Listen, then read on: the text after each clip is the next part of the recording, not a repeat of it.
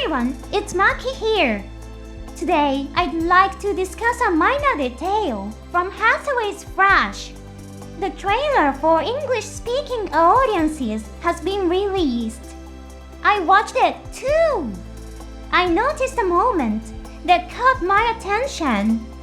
From this small detail, I could sense the passion and love of the English language production staff. It's a tiny part, but let's take a closer look. If you'd like to support the channel, please consider joining my membership for just 99 cents a month. As a thank you, you'll receive a name badge and custom comment stamps. Alright, let's dive in and take a look. The scene that caught my attention was when the new Gundam fired its head Vulcan guns. A cover-like part opens up and the inner barrels are exposed. Then, the new Gundam is shown firing its head Vulcan guns in rapid succession. At first, it seems like a very ordinary Gundam using its weapon scene. But after watching it, I noticed a slight inconsistency. I found myself wondering where exactly were the new Gundam's head Vulcan guns mounted again.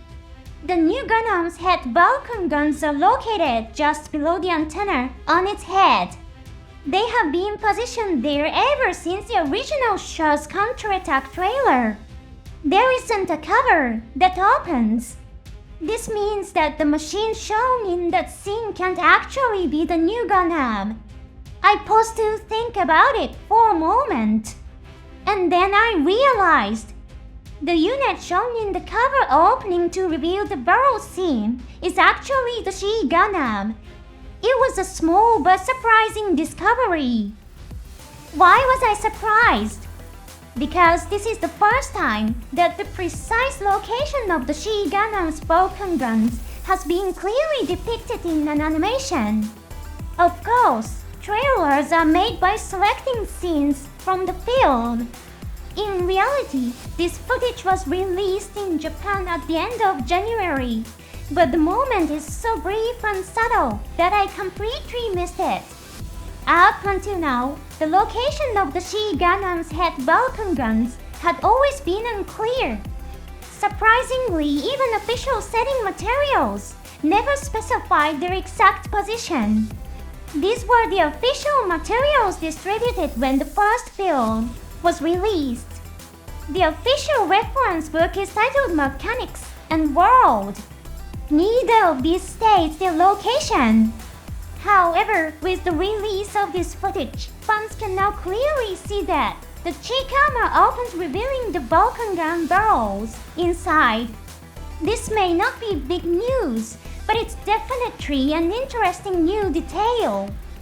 Alright, at the beginning of the video, I mentioned the passion of the English-speaking production staff. Now, let me explain why. It's because the English language editing team appears to be using the same editing techniques as Mr. Yoshiyuki Tomino. In the new trailer, we first see a shot revealing the She Gundam's head Vulcan gun barrels. Immediately afterwards, the scene cuts to the new Gundam firing its head Vulcan guns. This may give viewers the mistaken impression that the new Gundam is preparing to fire its Vulcan guns and then actually firing them. I completely fell for that interpretation myself. This is the same kind of direction used in Tomino's trailers. In the show's counterattack trailer, after a scene in which the Reiguzi fires its beam rifle, there is a shot of a beam hitting the Sorcery's waist. Then the Sorcery swings its beam saber downward and the Reiguzi blocks it with its own beam saber. But this sequence doesn't actually appear in the film. In reality, it was created by cutting and reusing part of the battle scene between the new Gundam and the Sorcery. If you look closely, you will see that the Sorcery's arm holding the beam saber is in an unusual position. Initially, the Sorcery swings the beam saber with its right hand. However, when it crashes with the Red Gauze's beam saber, the Sorcery is holding it in its left hand. This is because Tomino put every effort into creating the trailer. Nowadays, video works are shared digitally among staff.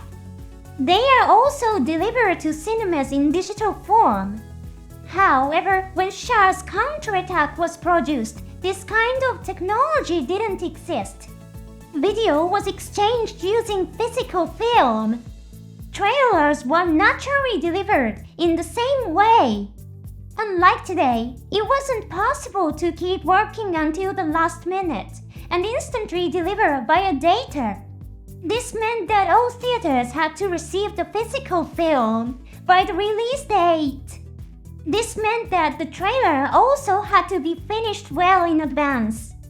Consequently, the trailer had to be made while most of the main film was still unfinished. To overcome this, Tomino created a trailer by cutting and stitching together whatever footage was available at the time to create a coherent whole. This is a technique for which Tomino is renowned. He often mentions it in his own writings. In the Gundam series, you often see the same scenes reused. Outside of Gundam, there was a time when he had almost no time or manpower to produce animation. He managed to complete a 30-minute piece by editing together existing footage, getting him through the crisis. The moment in the Circe counterattack trailer is a perfect example of Tomino's animation production techniques. The new Hathaway's Flash trailer can also be seen as carrying on Tomino's methods. On top of that, as I mentioned earlier, modern production allows for last-minute editing and digital delivery. Furthermore, Hathaway's Flash was released in Japan in January. There is really no practical reason to deliberately use Tomino's method. Yet the English language staff chose to use it. I believe this was made possible by a strong sense of passion. Having gone on about this so passionately, it might not be very stylish to say this, but there's also a chance I'm simply overthinking it. Incidentally, the unveiling of the mechanism that exposes the She-Gundam's head Vulcan gun barrels opens up new avenues for speculation. This brings us to the Double Zeta Gundam's head Vulcan guns. This weapon, known as the Double Vulcan, has the unique trait of never having had its exact mounting location clearly shown. This is a topic that occasionally comes up among fans. Even in the official work you see engaged, the position of the Double Vulcan isn't clearly defined.